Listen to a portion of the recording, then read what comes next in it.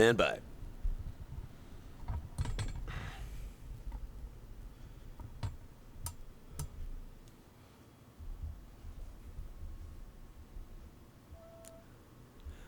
My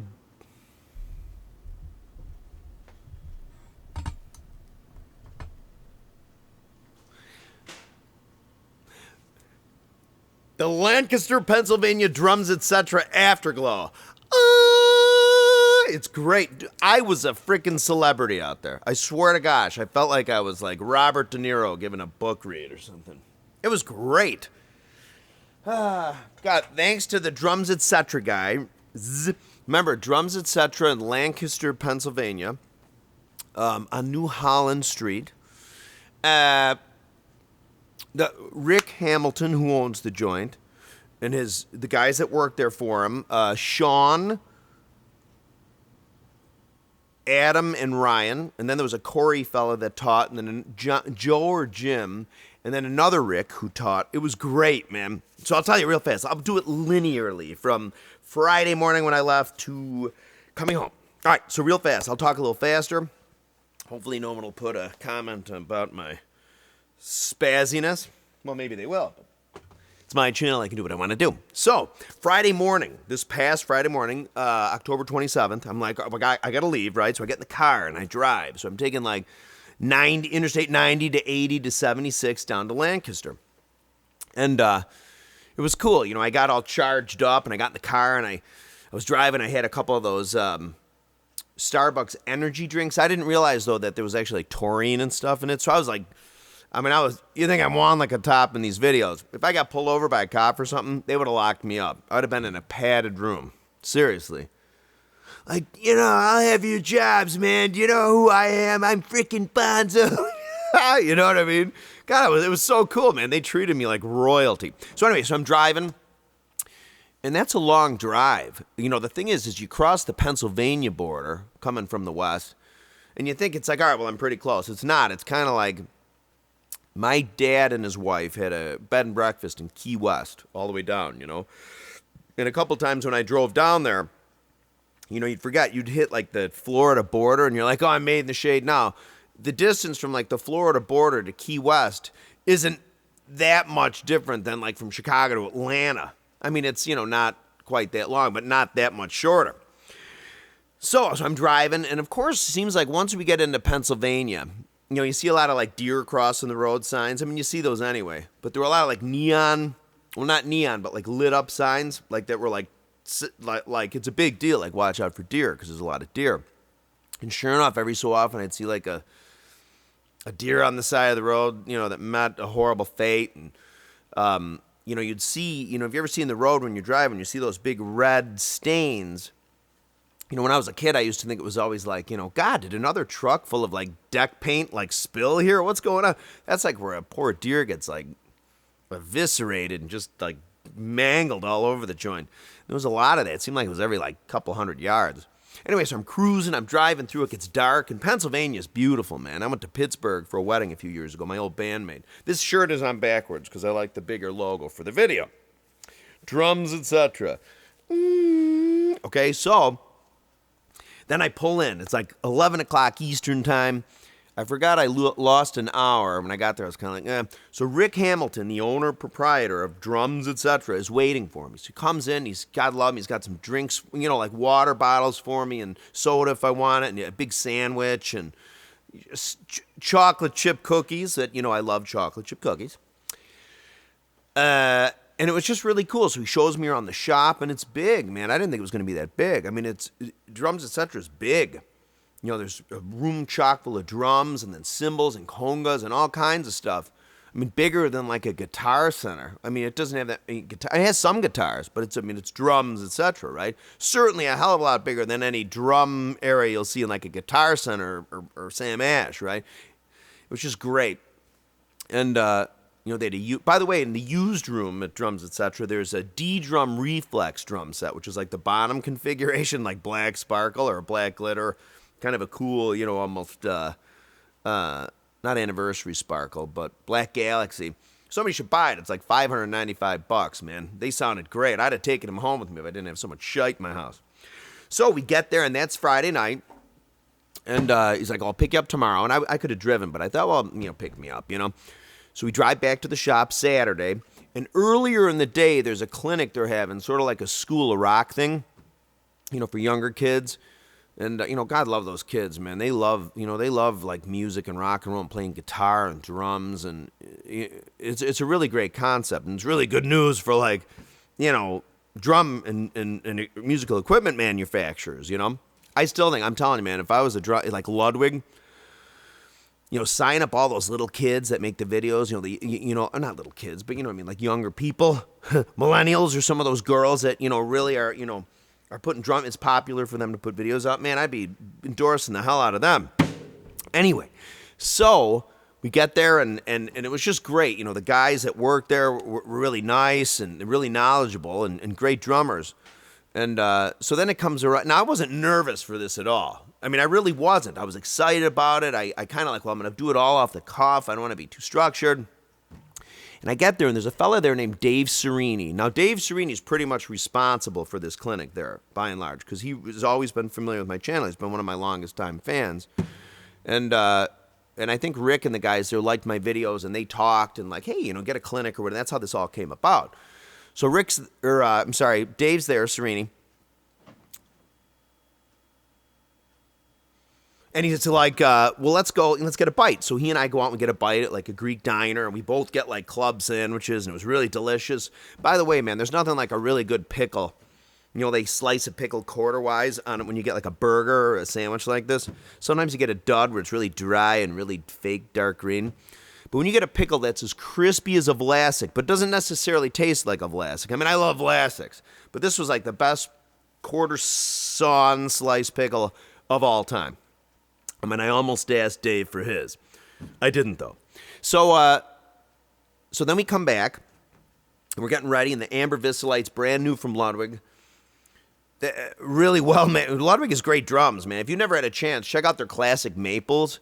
Those I think, are the best sounding new drums you can get. And compared to other companies, they're not really that expensive. I'm not in the pocket of Ludwig, I swear to God. But the Visalites were so well made, and they sounded great. They tuned right up. I spent a little time getting sort of the bottom snare drum sound out of the Superphonic, which can be a little difficult sometimes depending. I really think it's the fundamental note of the shell that you really want to tune it to. I was panic-stricken. I didn't have a whole lot of time, but I got it pretty good. And, of course, I brought the Blue Crolite, which we raffled off, which Dave Serini won. And that was not, of course, it was not like a rigged thing. He bought one ticket. He was the first one to buy a ticket. But then the day of the clinic, there were a bunch left that weren't bought. So he kicked in the money and put a lot of more chances in. He ended up winning it just mathematically. I assure you, I did not reach into the thing and pull it out like a clinician member or somebody there was just like, hey, And so he won the drum, and he was very thrilled. And so it was really great, man. So the thing is, he announces me. We thought it'd be funny if he announced me as Neil Peart. I don't know why I thought that would be funny, but of course he's like, and all the way from Chicago, Neil Peart, and it's just like, like crickets in the room, like. I walk out, and as soon as everyone saw me, they like cheered, man. That was look at me. That was a moving experience. This is one of the highlights of my life. Truly, I can't convey that enough. So then I get up there, and I go up sort of to the stage, kind of. It's not that much higher, but, and the room's a long rectangle. So from where I'm sitting, it's very shallow, and looking down each side is really long. And there were 75 tickets available. I think they sold like 68 or 69. But then there were like almost 10 other people that like worked at the store and stuff. So it was like a full house, man. And so suddenly, I'm telling you, man, I sit down, and suddenly I must say, right when he started announcing me, I noticed my palms were a little moist. You know what I mean? Kind of like that. Like when I'm sitting on a plane getting ready to take off, I always get a little nervous, like right before takeoff, till we're about maybe 2,000 feet in the air, then I relax. But it was like that. I was kind of like, and so I get up there, and people are like, hey, hey, woo, and it was almost like Carcinio, where I walk up, and, and so I sit down. And suddenly I realized I'm like nervous, man. I'm kind of like, hi, everybody, And, suddenly I guess I was so nervous, it seemed like all the moisture was sucked out of my mouth. So I really was like, here it got to the point where my lip really got stuck on my front tooth once or twice. So I got more water up there, like Jim Carrey, you know, like his fireman guy or whatever. And it was really great. And I didn't play as much as I did a lot of talking, you know, but people really seemed to like it. And everyone was like laughing and stuff. And it was just really nice, you know. It was like, what I kind of taught. Oh, you know what I want to say is there's actually handheld from a phone, pretty high, well, relatively, I think, high. Well, it was streamed, so I don't know how high quality it is. But right now, if you go to Facebook, and then go to the Drums Etc page, you'll see, I think, the whole clinic there. And you can watch it if you want. You know, and I did stuff like the bottom bass drum technique and like the sweep and triplets, kind of the basic stuff. You know, the snare tuning a little bit, and talked about the cymbals and some other stuff. And it was just, I can't tell you how great it was. It was awesome. So we're up there, and then we auction off the snare. You know, we raffle off the snare drum. Dave wins. And then there were other things like a DW pedal. DW donated some stuff that they raffled off, and Sabian was there, the Sabian rep. Super nice guy. I think his name was either Tom or Joe Jim. You know, you got to forget. I think it was Tom. You know, my memory is just, it was kind of all a blur. Super duper nice guy. They gave away like a cymbal or two, like AAX cymbals. And in Sabianville, I love AAX cymbals. I mean, I have some here. Remember, I keep my Pisces, but I also have some, you know, a good sounding cymbal to me. I'm going to have it and play it and have it. I have some AAX over there, you know. So, but it was just terrific. Oh, and the hi-hats I brought a giant, this pair. My reissue Giant Beat 15-inch top, as a top, over a 1976 2002 Sound Edge bottom. Remember, I always thought even Peisty, even if they didn't make a Sound Edge Giant Beat, I think they should make, especially a 15. But just take a thinner, like a Giant Beat top, and pair it with the 2002 Sound Edge bottom, or a 602. It could be like the old KZ concept, hi-hat concept from the early 80s. I mentioned that to Eric Peisty back in our glory days of Brohamville. But anyway, so I brought my 18-inch 505 Crash, my 20-inch 505 Medium, and I had a 24-inch 2002 Ride. And it was cool, man. It was just a great experience for me. I think everybody really loved it. Anyway, the clinic's over suddenly. You know, it's that 2 hours went pretty fast. And I'm trying to answer questions. You know, there were only a couple people that had questions. Like, there was one fellow that had a question about, like, drum tabs and stuff where I really didn't know how to answer. Because, I mean, I'm not really I can read a little bit to learn stuff, but not super nice guy, though. I kind of felt bad I couldn't really respond. I just felt really sort of bad. I wish I was more like technical music-y guy. Like, well, let me tell you about, you know, charts and stuff. And there was anyway, so what happened was the DW pedal was won by a kid named Aaron. I shouldn't say a kid, a young guy, Aaron, who promptly donated it to a younger kid that was in the audience, probably like 10 years old, a Bonzoleum fan with his dad, both fans. He gave it to him. He won it, and he said, well, I have my trusty Ludwig WFL Speed Kings at the house, so he gave it to this little kid. It was a moving experience, man. This little kid was, I mean, it was just it was just wonderful that he did that. So then after we went downstairs, and I gave my CD away to everyone that came, and I was signing it and signing drum heads that Rick had, and and I had these sticks made by a company called Rich Sticks that I'd custom made, like 2As, pretty much old Ludwig, like 70s, 60s 2A specs.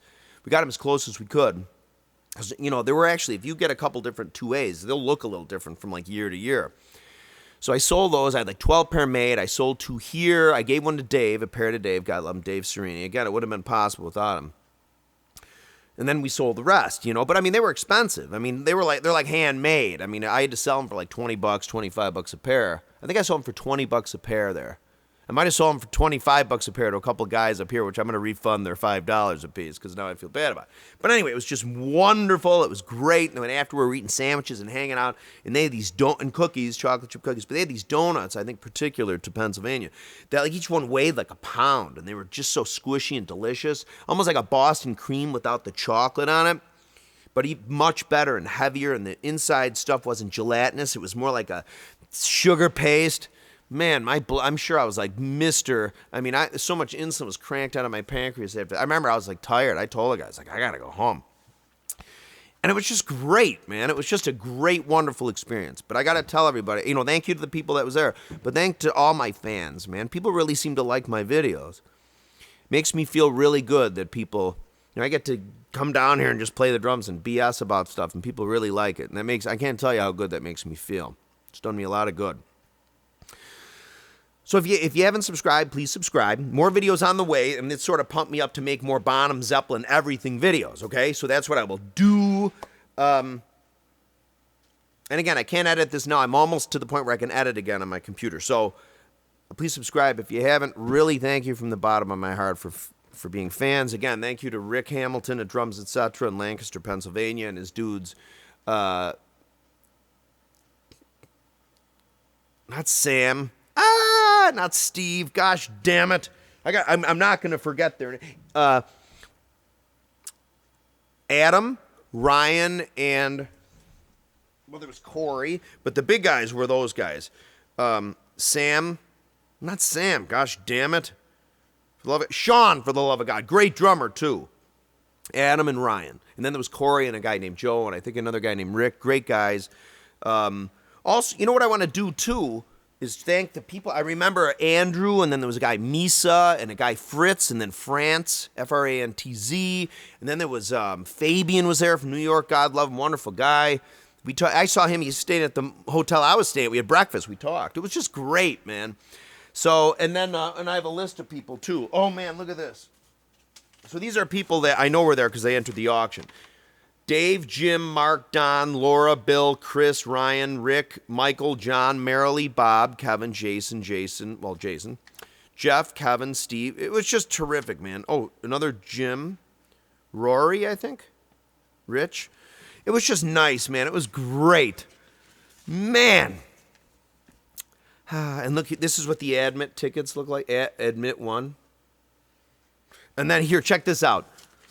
Bonzoleum line. There was a line, man. Bonzoleum line starts here. I should make this into a t-shirt.